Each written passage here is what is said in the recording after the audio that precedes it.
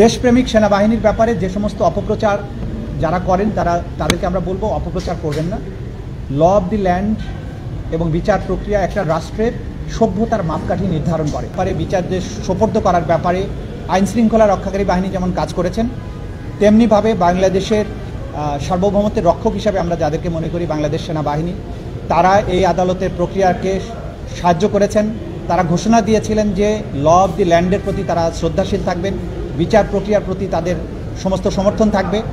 বাংলাদেশের একমাত্র smart city Bashundhara এখন আরো নিরাপদ, আধুনিকতায় আরো এক ধাপ এগিয়ে। তারা সেই সমর্থন আমাদেরকে দিয়েছেন, আইন শৃঙ্খলা রক্ষাকারী বাহিনীকে দিয়েছেন। এই আসামিদেরকে গ্রেপ্তার করে আদালতে হাজির করার ব্যাপারে তারা সম্পূর্ণ সহযোগিতা করেছেন। এটা আইন শৃঙ্খলা রক্ষাকারী বাহিনীর মাধ্যমে আমরা জানতে পেরেছি।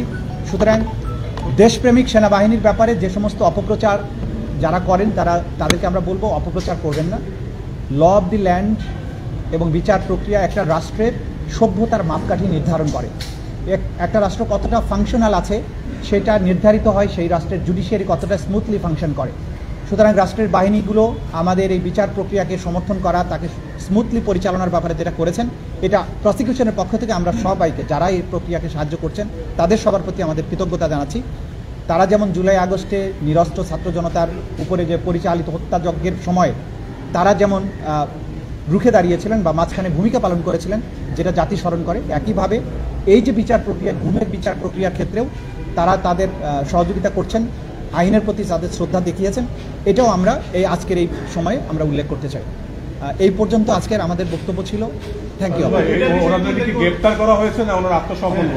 ওনাদেরকে আইন শৃঙ্খলা রক্ষাকারী বাহিনী গ্রেপ্তার করে আজকে আদালতে উপস্থিত করেছে। তারা এখন যেহেতু আজকে আইনজীবীরা হাজির হয়ে তাদের পক্ষে ওকালতনামায় স্বাক্ষরের অনুমতি নিয়েছেন, তারা বলেছেন জামিনের আবেদন করতে চান। আদালত বলেছেন যেহেতু জামিনের আবেদন একটা প্রক্রিয়ার ব্যাপার আছে, প্রথমে ওকালতনামায় তারা সিগনেচার নেবেন, তারপরে নিয়মিতভাবে আবেদন করবেন।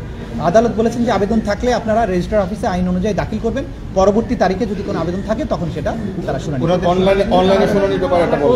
আর কোনো আবেদনই আজকে দাখিল হয়নি। তারা মৌখিকভাবে আসামিদের সাথে কথা বলার বা প্রিভিলেজড কমিউনিকেশনের জন্য আবেদন করেছিলেন, আদালত সেটা মঞ্জুর করেছেন।